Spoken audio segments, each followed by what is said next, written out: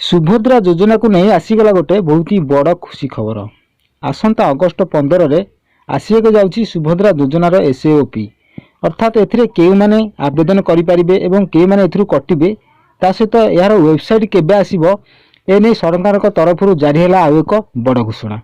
आसतु संपूर्ण विषय जानिबा कौन रही संपूर्ण अपडेट ता पूर्व वीडियो गोटे निहत लाइक कर दिंतु एवं चैनल को जब प्रथम थर आसी था एवं चैनल को सब्सक्राइब करी पाखर घंटी चिन्ह दबे ऑल सेट कर दिंतु जहाँद्वारा कि यही नुआ नुआ अपडेटर इनफर्मेशन आपण मैंने सर्वप्रथम पाइपर चैनल माध्यम देखु ये एक आर्टिकल प्रकाश पाई कि सुभद्रा योजना एसएओपी अगस्ट 15 आसब ए किए पाइबे किए पाइबेनी तार स्पष्ट चित्र रहिबो। सुभद्रा योजना आधार कार्ड ही यथेष्ट बोली एक आर्टिकल प्रकाश पाई।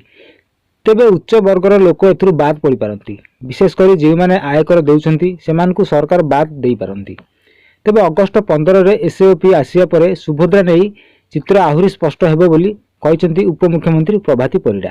यह व्यतीत सुभद्रा योजना बजेट रे 10,000 कोटी टंका थिले मध्य आवश्यक पड़िले यह बढ़ी पारे। आसंता सेप्टेम्बर 17 तारिख रे राज्य रे एही योजना लागू हेबो।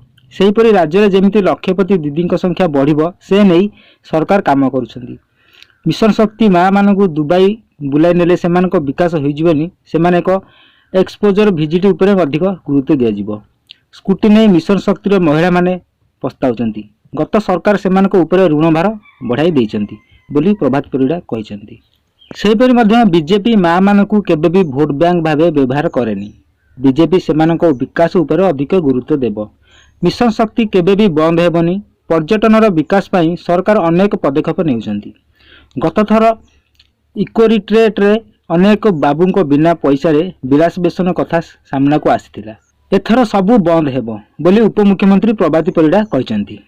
तेबे दर्शक बंधु ये थिला आपण मान पई बहुत ही बड़ खुशी खबर जहाँकि सुभद्रा योजनार एसएओपी आसिया को जाइए अगस्ट 15 रे जो कि केउ माने अप्लाई करि परिबे एवं केउ माने करिबेनी एवं केउ माने कटि जिवे तार संपूर्ण तथ्य आसी जिवो एसएओपी रे एवं वेबसाइट मध्ये आसी जिवो कोन कोन डॉक्यूमेंट लागिवो। से दर्शक बंधु चैनल को सब्सक्राइब कर रखि था जिते आसीज अपडेट मुझे वीडियो माध्यम जन देवी आपण मैंने जानीपर और अप्लाई करें।